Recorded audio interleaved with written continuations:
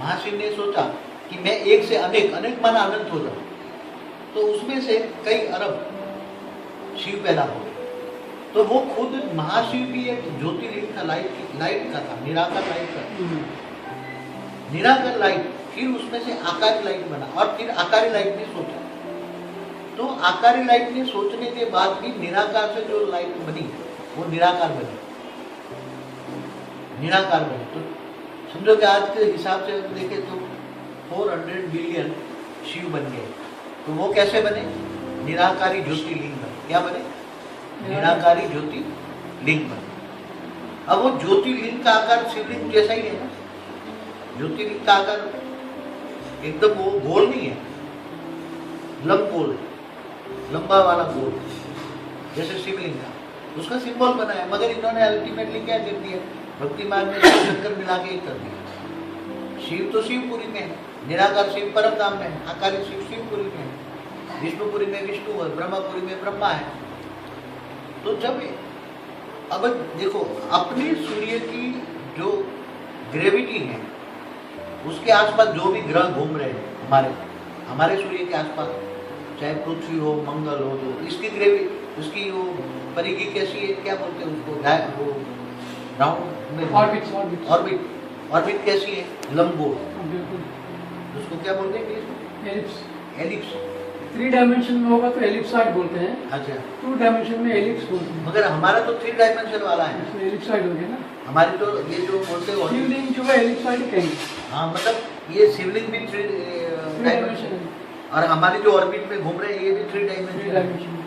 इसलिए हमारी जो ऑर्बिट है, अब ऑर्बिट देखो सूर्य के आसपास जो चीज जैसे ऑर्बिट में घूमती है ऐसे ही उसका ग्रेविटी फोर्स, जैसे ग्रेविटी फोर्स होगा ऐसा ही वो घूमेगी ना।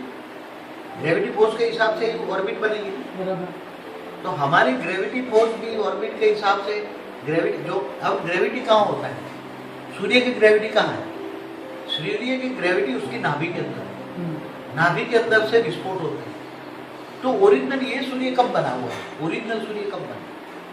जब ब्रह्मा ने संकल्पों द्वारा सप्तर्षि बनाए, 7 लोक बनाए, संकल्पों द्वारा सृष्टि बनने लगी, सूक्ष्म दुनिया बनी, सूक्ष्म जगत बना, 7 लोक, तब लाइट की जरूरत पड़ेगी ना, क्योंकि आत्मा को तो इतनी एनर्जी नहीं है कि लाइट कर सके। आत्मा की खुद की एनर्जी थोड़ी कुछ होती है।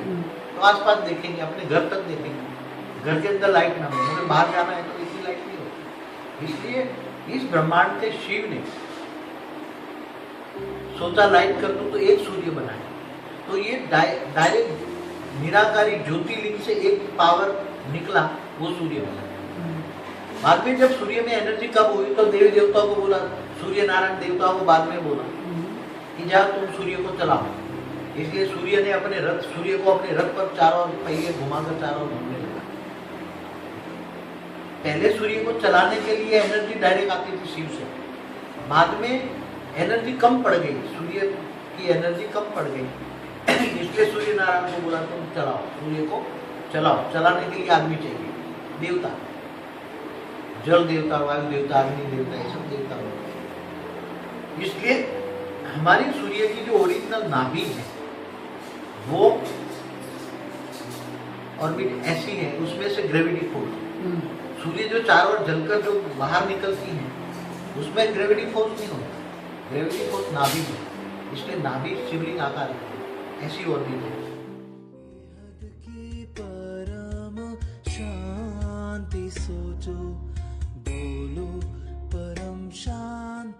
Join us daily for our morning live meditation, Monday to Saturday, 5:30 to 6:30 a.m. Join us daily for live meditation, 10 p.m. to 11 p.m. on YouTube Live. Subscribe now. Website www.paramshanti.org. Email us anant@paramshanti.org. Like, share, subscribe. Join today.